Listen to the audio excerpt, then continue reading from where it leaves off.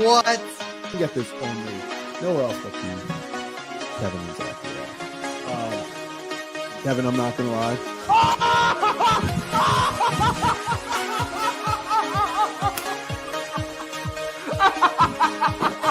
Now we're look at this. A carved penguin. There it is.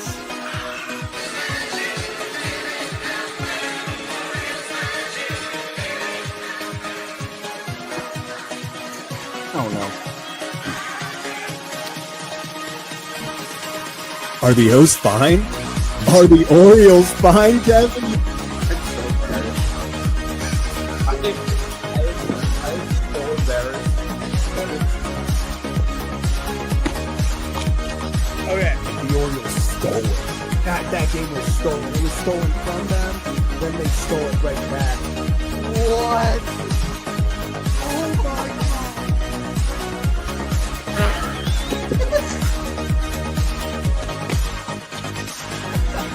Wait, what's going on?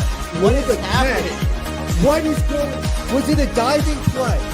He bobbled the ball. What is happening? Are they challenging it? No.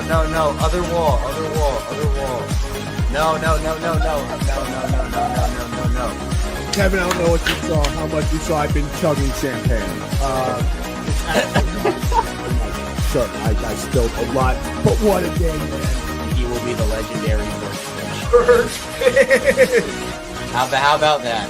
Birdfish fans, stand up. We did it. What can I say? What can I say? All right. So, yeah, that happened again. Orioles lose 10-4. Whoop, whoop. Yeah, that I don't even know what to say. I don't know how to start these shows anymore. It's just disappointing. Orioles are 15-30. That's cool. That's awesome. Gonna be honest with you guys, it's gonna be a pretty short show today. I'm gonna hop into call-ins honestly in the next 8-10 minutes. Because I was out playing mini golf for most of the day, got back and was enjoying my final day at the beach. Honestly, got back from mini golf. Long story, I'll get into that in a minute. But honestly, got back, checked my phone, saw 7-0, and was like, you know what? I'm gonna go down to the beach. I'm just gonna go down to the beach because this is not worth it. Mullins homered, that's cool. Holiday homered, dude's a stud. Jackson Holiday is just so good.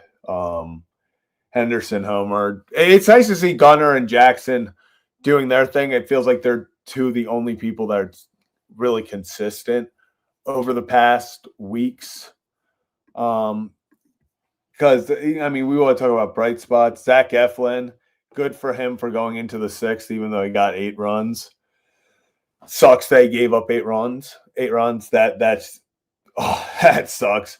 Keegan Aiken, inning and 2/3. Didn't give up a hit, 2 strikeouts. Brian Baker gives up the earned run. Cade Stroud, 2 hits, 1 earned run. It was it's demoralizing and it's draining. And honestly, I'll be honest, it sucks. It sucks that I don't get excited to watch games. It sucks that I don't care once we're down 7-0. I'm just like, well, of course we are. Checks out. It wasn't me sitting there going, damn, Zach Eflin's getting raked right now. What's going on? I just literally was like, oh, yeah, that makes sense. This is a bad Nationals team that they just got swept by.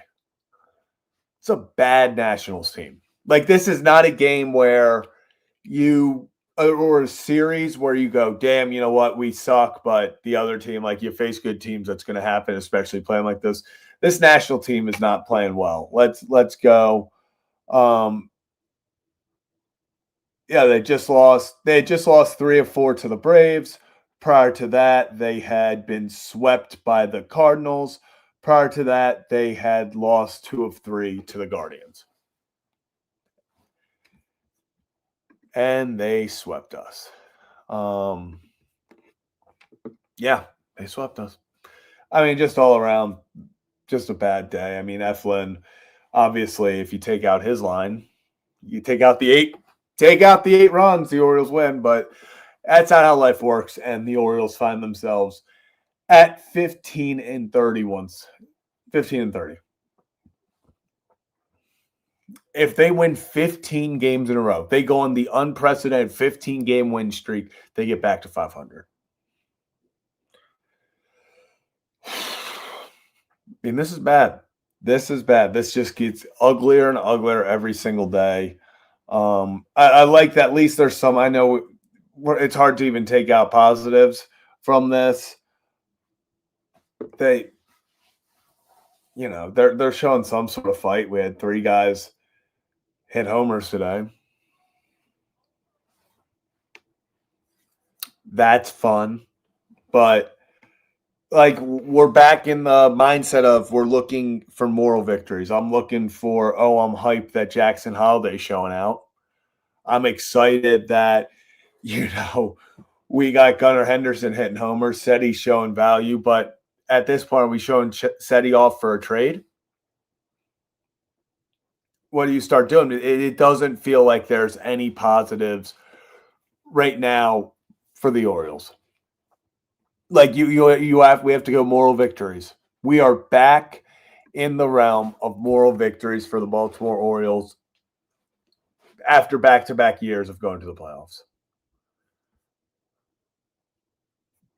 Back-to-back years of going to the playoffs, you are a year removed from winning 101 games. And now here we are. It sucks. It straight up sucks. I've run out of words. I've run out of just things to honestly say about this entire situation because the fans deserve better. These players, the players deserve better. They deserve a front office that was going to be more aggressive, try to fill in. I mean, because then you look at Austin Hayes who's going off right now.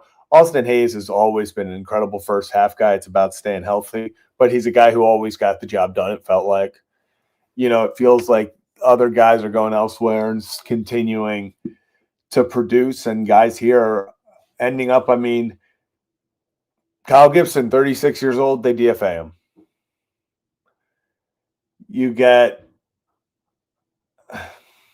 Tyler O'Neill, you spend $50 million on a 3-year deal.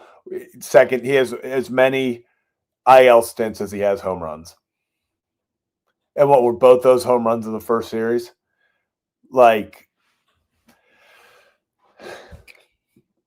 Gary Sanchez, $8 million backup catcher. He's now sitting there on the IL as well. Charlie Morton's between the pen and the starting rotation. You spent $15 million on him. He's 41 years old. If you're one of these guys like Holiday, Henderson, that are producing and everyone else around you is failing, it just sucks. I feel for them. So this is just a brutal 100 and what are we? Where are we at this point? Let me look it up. What are the Orioles' record in the last 162 games?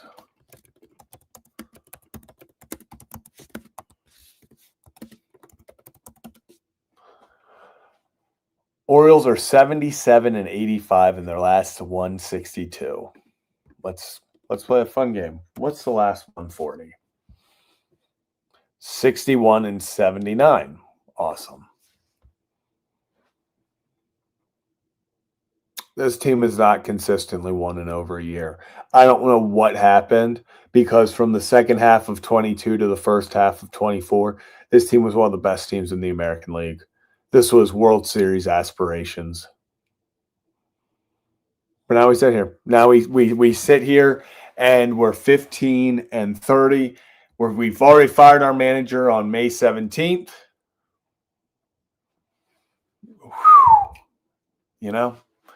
This is bad, and I'm not sure it's getting any better. So, like I said, a little bit of a shorter episode today because I'm going to be honest, did not really watch the game much at all. I followed it on my phone, But after we went down 7-0, I decided that I was not going to put my all in, was going to enjoy my final few hours at the beach. So I'm going to go to call-ins right now. Kevin's, I'm assuming, watching game 7 of the Nuggets game. So going to do pretty much, we'll do a few call-ins here, and then we move. So this seems to be a try. Yeah, I mean, this is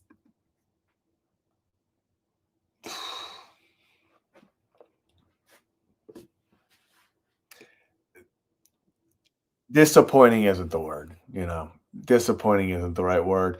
Let's head into our first call. We got Joe behind the scenes. Joe, how we feeling? We're feeling, it's a Sunday. There was a baseball game.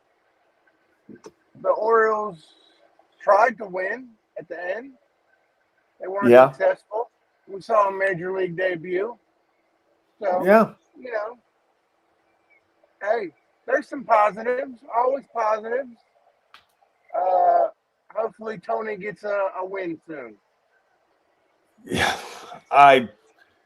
I would love it. I mean, I would just love this team to find a way to get back on the right track, find any way to get in the win column, because right now it feels like it's been a week at least, over a week.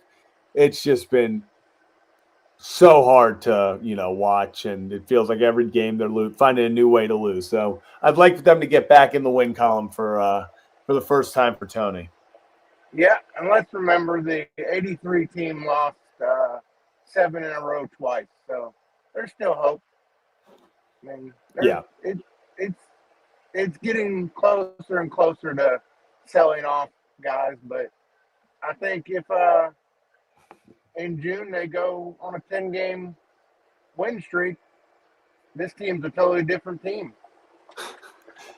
I would love for them to go on a 10-game win. I know I'm Captain Positivity, but hey, I mean, something's got to happen, Joe. Something. If they're going to turn it around, they got to figure something out fast. So, just win 10 straight, and then we'll see where we are. If they can reel off 10 straight, I'd be pretty happy. Joe, can you hear me? I think we lost Joe. Okay, so we lost Joe there, but yeah, it's.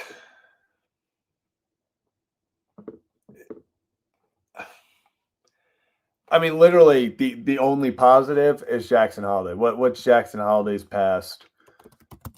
What I think it's 26 games.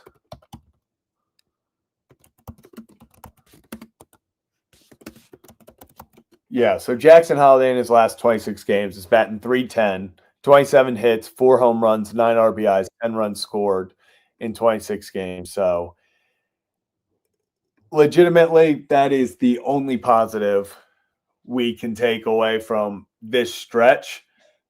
Besides that, I mean, let's look at this. Orioles record last time.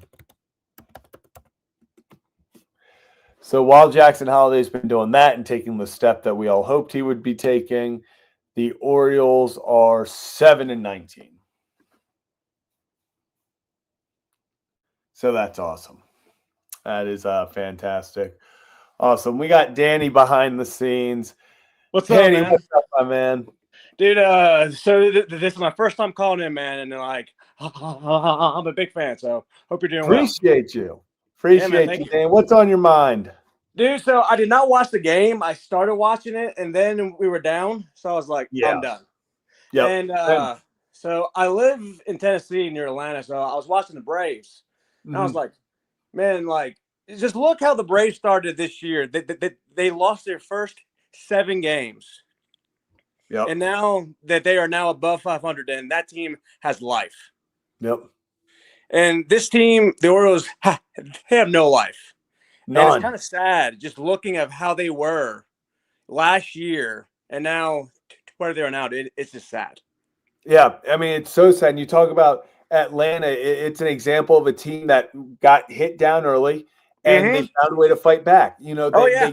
they kept faith. They kept fighting back, going through, and just finding ways to win. Where it felt like the second the Orioles got knocked down, they didn't get back up. There was no push for, okay, let's find a way to get back on the horse. It's they fell down quickly, and they let it snowball, and now you don't have much hope. Oh no! So like, I feel like they need to be sellers at the deadline. They need to get. I would say trade Mullins, trade O'Hearn, trade Eflin, and it sucks for Eflin today because he's a great pitcher. It's a bad game. Like I'm not gonna blame him for a bad game. It's just it's one of those things. It just feels like a pitcher for the Orioles like just gets crushed, and it sucks that it had to be him because he's been one of our few bright spots. Yeah, honestly. So, but trade what you can, and honestly, like this offseason is going to be huge coming up. This is a massive. They got to do something. Yeah, so like, and I was talking to one of my best friends. He's a Cubs fan, and he's like, he's enjoying this year, but they have Kyle Tucker. And he's like, hey, I told him like, hey man, you guys are going to spend a lot of money because I'm already envisioning him as a Yankee, and it's scary, but it's one of those things. Yeah, but I'm it like, is. I think Elias, this is going to be a massive offseason, and honestly, like the thing is, I'm scared because what good player is going to come here to Baltimore, especially the way that they've been playing. I agree. And just kind of the feeling around. It doesn't. It's going to take a lot to convince these guys, and it's going to take a lot of money. You're going to have to overpay to get guys to come here, especially coming off of this. Oh yeah, this season. Because I was at the point where, like, this past season, they had the credibility to spend money to bring guys in, and like, they spent money, but they spent money in the wrong places. And I love Sagano; he's been great, but you spend, I think, almost over $28 million on Morton and Sagano, and you could have spent that $28 million to bring in who you can think of, maybe an Evaldi, or I know Manaya's hurt, or some guy who you can trust to lead your top of your rotation with Eflin and Grayson being hurt, but so that you have a guy to lead your guy up top. So it's one of those things. Yeah, it really is. It felt like this offseason was the perfect opportunity. Even if you didn't want to go spend a ton of money, go get a Garrett Crochet in the trade market. Absolutely. Dude, so it's, it feels like they had so many opportunities to go and continue to improve this team, and they just didn't do it. Oh yeah. All right, man. Well, I'm gonna get off here. It's been great. Awesome. Hey, I'll probably be back a lot more on the weekends because of work. But hey, man, I love you guys, and have an amazing Sunday. Okay. Awesome. Appreciate you, Danny. Thanks for calling, and I'll see you next time. Awesome, Danny. Appreciate you. Yeah, it does. I to kind of continue on what Danny was saying, this upcoming offseason is massive for the Orioles, but man, was last offseason massive as well. And you could not afford to have exactly what happened happen. You couldn't lose out on all pitchers. You couldn't be stuck with Charlie Morton as a consolation prize. You couldn't, it felt like they took steps back in everything they did. If you go back and watch the reactions we had to every single signing, we would always say, love the signing if this is just a piece. If this isn't what we're getting, Morton, I like the Morton signing if they were getting him to be a number 5, not number 2 guy in your rotation to start the year. I thought Tyler O'Neill versus lefties, great pickup. Didn't think he should be the guy relied on to be an offensive piece in this team. It just feels like this team took so many steps back in depth and just all around talent that you sit here now and you go, yeah, hindsight obviously is 2020, but there are plenty of signs that this team needed to go out there and get better in certain areas. They needed to go get a guy who could go get a big hit. It's not Tyler O'Neill. That's not the guy that you can rely on. It felt like they had opportunities to go get a Garrett Crochet. They could have outbid the Red Sox for him easily. The prospects the Orioles have, they could have easily have Garrett Crochet right now. So it really is, just unfortunate. And coming up in this offseason, they need to figure something out. We're going to do this. 2026 MLB free agents.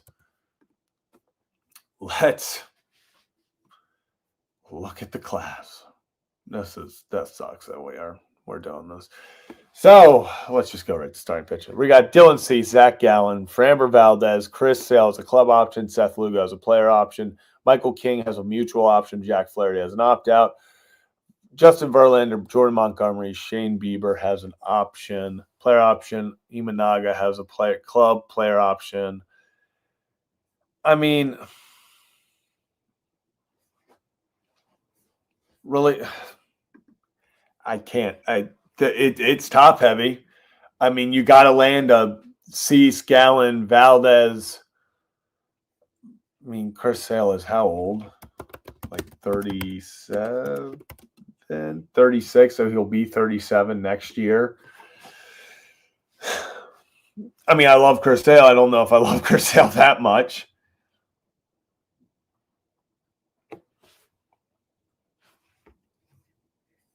This is, the Orioles are not in a great spot. That's for sure. Orioles are not in a great spot at all. They need to figure something out. And I'm not just talking about for this year. I'm talking about they need to figure out what their identity is. They need to figure out what their path to success is, because I'm not sure there is a clear path right now. I forget how long ago or who came on and asked, but they said, what would be the one thing we did if we took over right now? I don't know if there's a clear first thing you do. I don't know where to start. So this is just a bad spot to be in. So, like I said, this was going to be a quicker stream. So I am about to hop off. Kevin is busy right now, and it's been one of those games, one of those series. Orioles lose 10-4, 6-game losing streak. Get swept by a Nationals team that was just getting beat by everyone. And here we find ourselves at 15-30 on May 18th, the day after we fired our manager, a year removed from 101 wins. This is a tough one, but we'll be back. We'll be back next game. Gosh, we play tomorrow, right? Yeah. Orioles against Brewers. We're in Milwaukee tomorrow. So we'll be back after that game, 7:40 start time. And we'll see you then for another edition of Kevin and Zach React. Steve Johnson. There we go. Ooh, good call, Zach.